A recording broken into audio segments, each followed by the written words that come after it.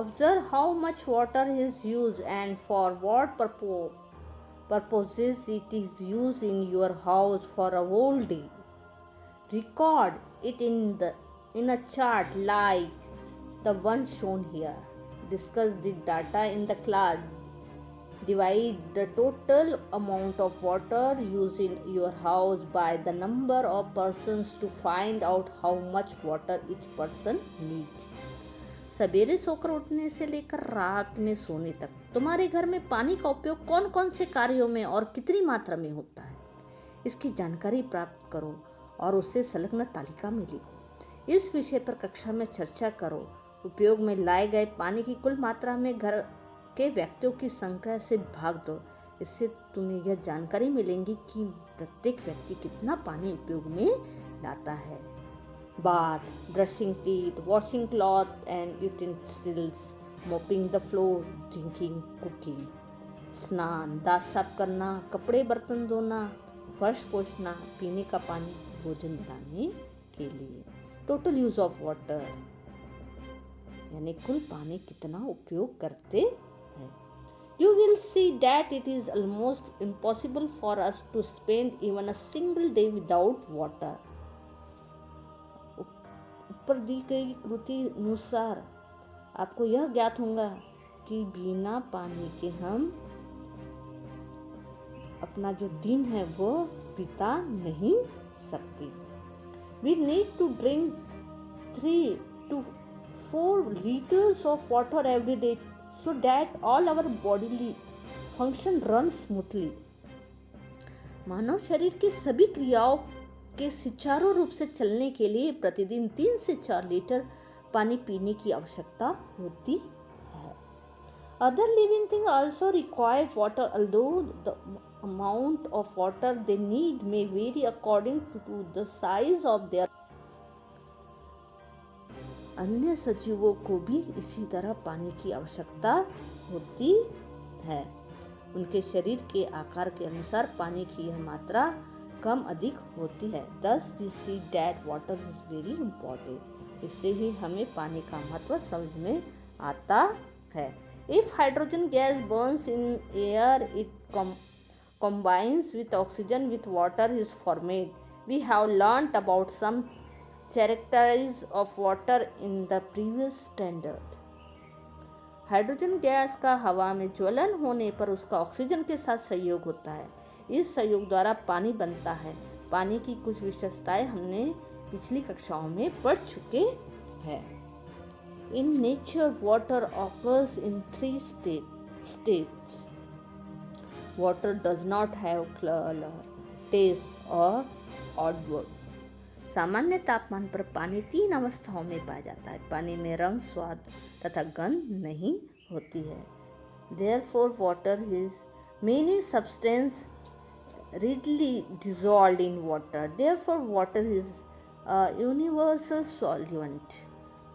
अनेक पदार्थ पानी में सहजता से घुलते हैं, इसलिए पानी वैश्विक विलायक है। The blood of animals and the sap of plants contains and sap in plant contains a very high proportion of water. प्राणियों के रक्त तथा वनस्पतियों के रस द्रव में भी पानी की मात्रा सबसे अधिक होती है। No living things can survive without water, therefore it is said that water is life. किसी भी सजीव के पानी के बिना जीवित रहना संभव नहीं है, इसलिए पानी को जीवन कहते हैं। Observe and discuss groundwater, ice and water in other forms. Water available for drinking, green color. Red color, groundwater, ice and water other form. And blue color, seas and oceans. जो रेड कलर का दिख रहा है वो बर्फ स्वरूप भूभाग तथा अन्य पानी। जो ग्रीन कलर का दिख रहा है पीने के लिए उपलब्ध पानी, और जो ब्लू कलर का है वो है समुद्र महासागर। Seas ocean 97%,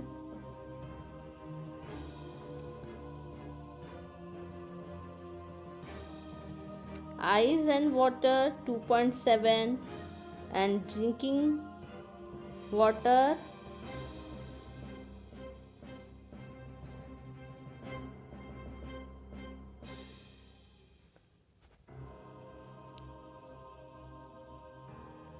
anybody tell you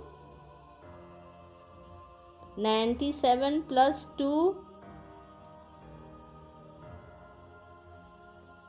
99.7 97 plus 2 99 plus 0.7 100 minus 99.7 0.3% fresh water available for drinking 0.3%. We cannot use all the water on earth because sea water is salty. Some water is in the frozen state. A very small quantities of water is available for drinking, yet it is enough for all living things. पृथ्वी पर स्थित उपयोग हम नहीं कर सकते क्योंकि समुद्र का पानी खारा है।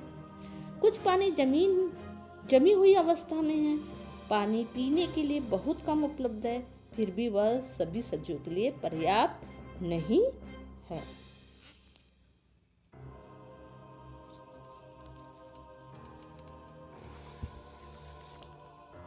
Do other living things use water like we do? We use water in large quantities. We have learned that water on the earth regulated through the water cycle. हम बड़े पैमाने पर पानी का उपयोग करते हैं। हमने यह अध्ययन किया है कि पृथ्वी के पानी का नियमन जल चक्र द्वारा होता है। The water vapor formed from ocean is the main source of water.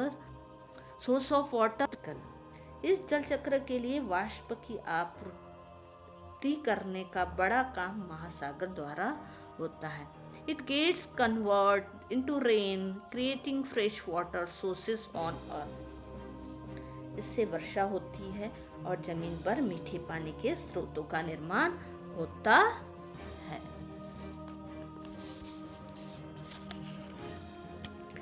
We get water from natural sources such as streams, rivers, ponds, springs, and lakes.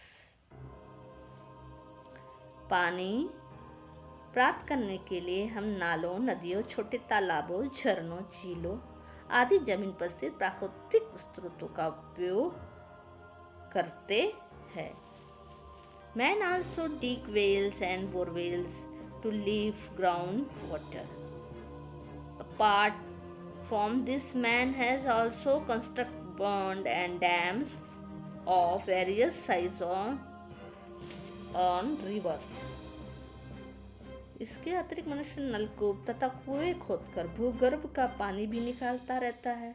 इसके साथ ही मनुष्य ने नदियों पर बांध तथा अन्य छोटे छोटे बांध भी बनाए हैं। Always remember, use water sparingly. Block water, let it percolate. Store water wherever possible. Reuse water wherever possible. Remember, stored water does not become stale at once. पानी का उपयोग मितव्ययता से करें। पानी रोको पाओ, जहाँ संभव हो वह पानी का संग्रह करो। यथासंभव पानी का पुनः उपयोग करो, क्योंकि संचित किया हुआ पानी कभी बासा नहीं होता।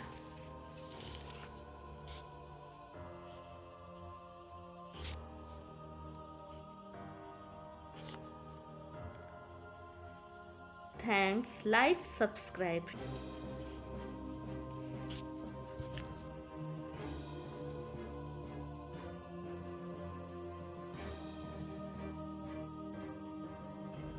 Due to the uncontrolled use of water for an increasing population, industry and farming, it is now in short supply.